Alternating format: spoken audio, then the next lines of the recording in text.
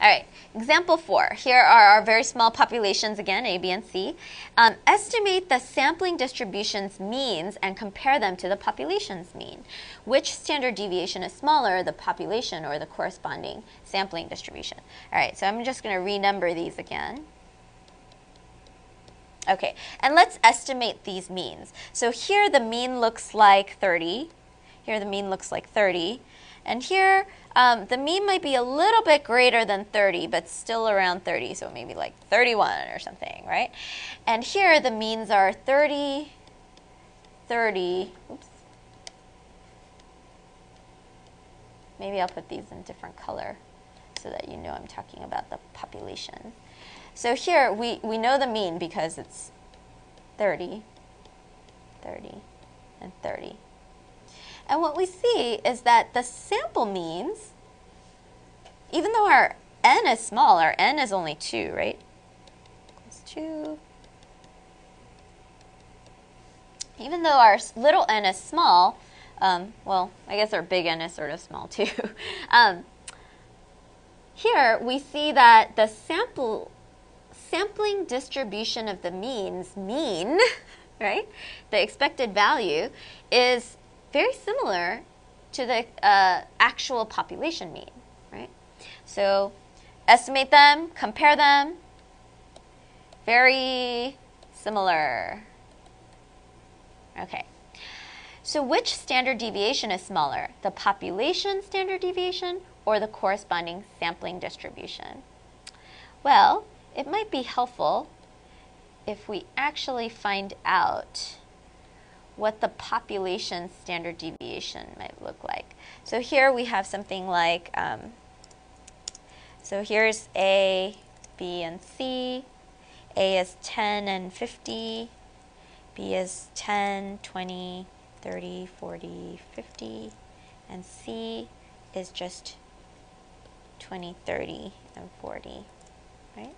And so let's find the standard deviations of these populations.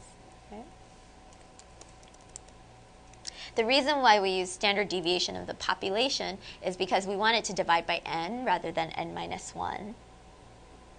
So we could just put in all of those. Oh, actually.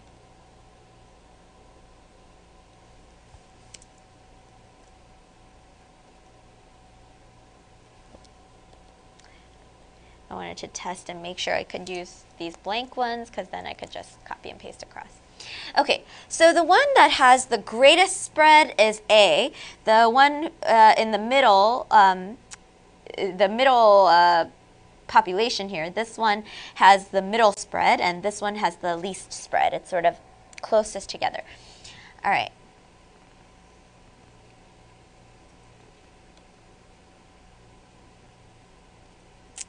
So just to give you an idea, this population standard deviation is 20, right? The spread is 20. But if you estimate this, is this less than the standard deviation of 20? Or greater, right? Well, if you think about a standard deviation of 20, right, that would be this. And another 20 would be that. And usually within 3 standard deviations, you have the entire like almost 99%, right? But here what we see is already at 1 standard deviation, you have almost everybody in there, right? So I would say this standard deviation is smaller. So here, mu sub x bar, that's the same, but sigma sub x bar, I would say, is probably smaller than sigma, right?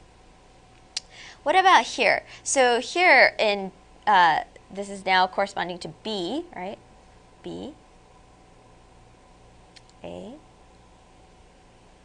So here, the sigma will be something like 14, right?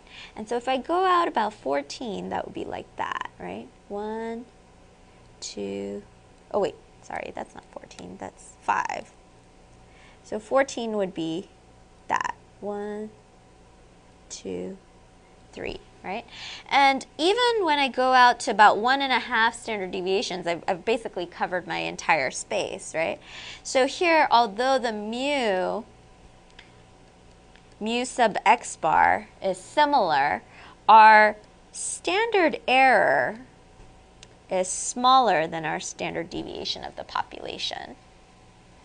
And let's use that same logic for the last one that has a standard deviation of approximately 8,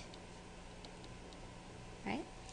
And here, let's go out about 8. So 8 would be like that, that, right? And again, we see that although the mu is similar, not exact, but similar, our standard deviation, or our standard error, is less than sigma, right? So one thing we find is that typically the population standard deviation is smaller than the corresponding sample distribution's standard deviation, or what we call standard error. All right, so that is your introduction to sampling distributions. Thanks for using Educator.com.